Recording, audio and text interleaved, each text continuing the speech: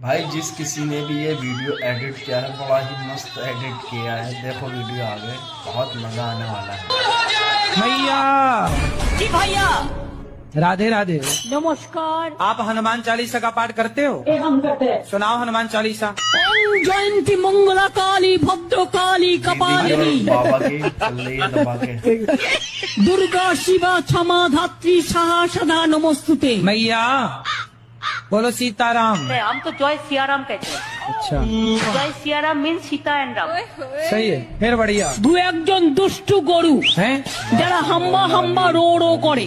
ये बताइए बंगला में ये तुम्बा तुम्बा खम्बा खम्बा का मतलब क्या होता है? हम्बा हम्बा रम्बा रम्बा कम्बा कम्बा बम्बा बम्बा दुम्बा दुम्बा बुम्बा बुम्बा बम्बा बम्बा। बम्बा बम्बा तुम्बा तुम्बा खम्बा खम्बा क्या होता है इसका मतलब? इसका मतलब है बीजेपी हार गया। हाँ।